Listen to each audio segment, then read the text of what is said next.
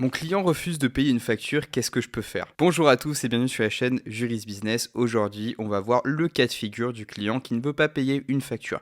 Quels sont nos moyens d'action? Allez, je vous retrouve tout de suite derrière l'intro.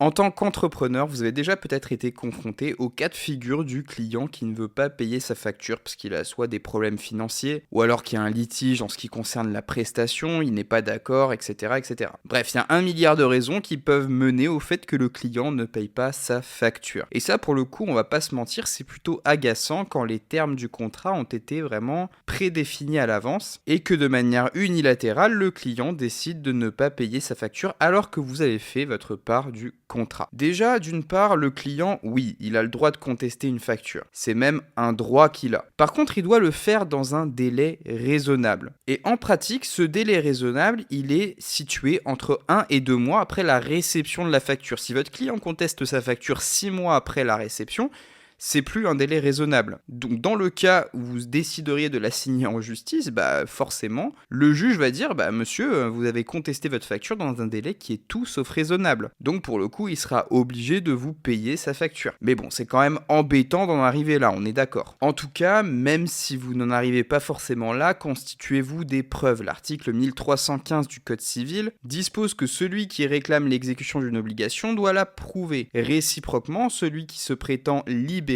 doit justifier le paiement ou le fait qui a produit l'extinction de son obligation. Ça veut dire que le client qui ne veut pas payer doit justifier le fait qu'il n'est pas payé par des éléments concret. Et de ton côté, en tant qu'entrepreneur, tu dois évidemment prouver que tu as bien réalisé ta mission, ta prestation, et que tu l'as réalisé de bonne foi. Attention, ne fournissez pas uniquement la facture, fournissez bon de commande, vraiment tout ce que vous avez en votre disposition peut faire office de preuve. Tout est utile pour prouver que l'obligation, dans votre cas, n'est pas éteinte. Votre client vous est toujours redevable d'une somme d'argent. Donc dès lors qu'il y a un litige qui se profile et que votre client ne paye déjà pas votre facture, c'est déjà un début de litige, veillez bien à conserver tous les documents qui sont relatifs à votre affaire. Constituez-vous un dossier parce qu'après, s'il y a contentieux au sens juridique du terme, vous devrez prouver que vous avez rempli votre part du marché et que lui ne l'a pas fait. Donc là, pour le coup, forcément, s'il n'y a vraiment pas d'autre choix, là, je vous présente le dernier cas de figure.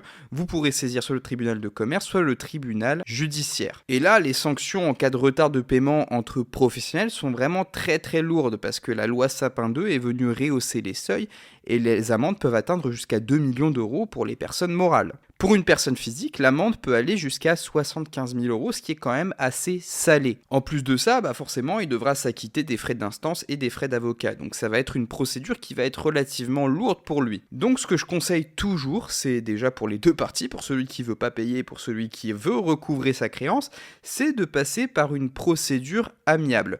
Donc forcément, déjà, toi, en tant qu'entrepreneur, tu vas faire une relance. Tu vas dire, voilà, monsieur, je n'ai pas reçu le paiement de ma facture, donc je vous réitère ma demande de procéder au paiement. Avec cette relance, tu peux effectivement renvoyer ta facture par mail. On ne sait jamais, peut-être qu'il y a eu un bug ou quoi que ce soit et que malheureusement, il n'a pas reçu la facture ou qu'il a oublié simplement de régler sa facture. Ça peut arriver. Patiente à peu près une semaine, franchement 7 jours ça suffit, c'est largement suffisant pour qu'il puisse prendre connaissance de ta première relance. Si passé ce délai de 7 jours, il ne s'est toujours pas exécuté, là tu passes à la phase supérieure, c'est la mise en demeure. C'est un courrier postal envoyé par lettre recommandée avec accusé de réception qui a, à la différence de la relance, une vraie valeur juridique parce qu'il y a des mentions spécifiques que tu vas intégrer dans cette mise en demeure. Tu vas intégrer tes coordonnées, les coordonnées de ton client, la mention mise en demeure, la présence d'un nouveau délai pour procéder au paiement qui est librement fixé par toi, la date de rédaction de la mise en demeure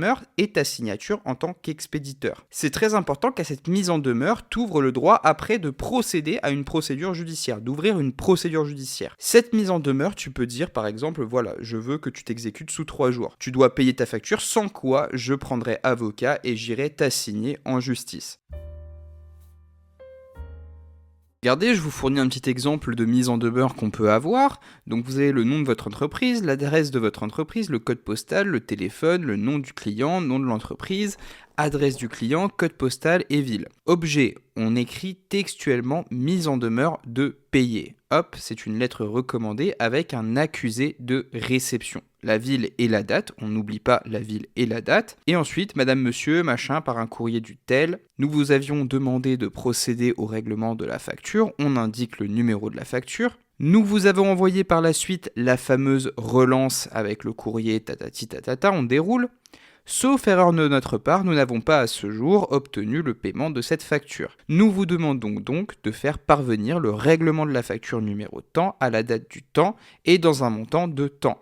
Par la présente, nous vous mettons en demeure, donc là on réitère le terme mise en demeure, de payer la somme de temps qui indique encore le numéro de la facture pour qu'il n'y ait absolument aucune ambiguïté. Et là on va dire que si le paiement n'intervient pas sous tant de jours, nous serons contraints de recourir à une action judiciaire afin d'obtenir le règlement des sommes dues et des dommages et intérêts inhérents pour le préjudice causé. Donc là, on spécifie bien que il y aura pas simplement, le mec il risque pas simplement de payer la facture, il risque aussi des dommages et intérêts qui vont venir lui coûter encore plus cher que le prix de la facture. Et là, on joint la facture, on lui donne une dernière chance en fait de s'exécuter. Et si dans le délai que vous avez défini, le mec ne s'est toujours pas exécuté, là pour le coup, il n'y a plus d'autre choix que d'intenter une action judiciaire.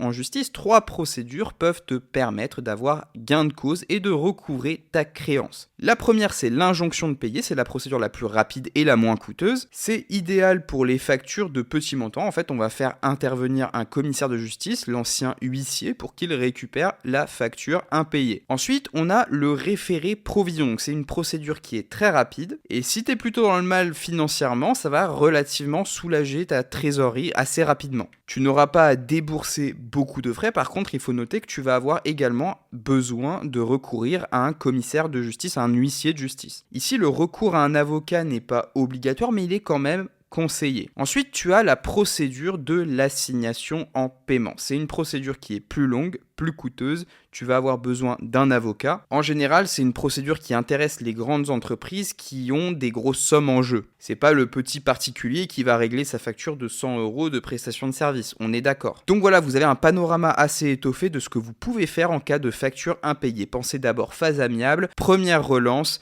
Ensuite, si jamais il ne paie toujours pas, mise en demeure. Et puis là, vous pouvez enclencher l'action judiciaire. Si la vidéo vous a plu et qu'elle vous a aidé, n'hésitez pas, abonnez-vous à la chaîne pour plus de contenu juridique. Mettez un pouce bleu à la vidéo, ça fait toujours plaisir. Et moi, je vous retrouve dans les 2 vidéos qui s'affichent directement à l'écran.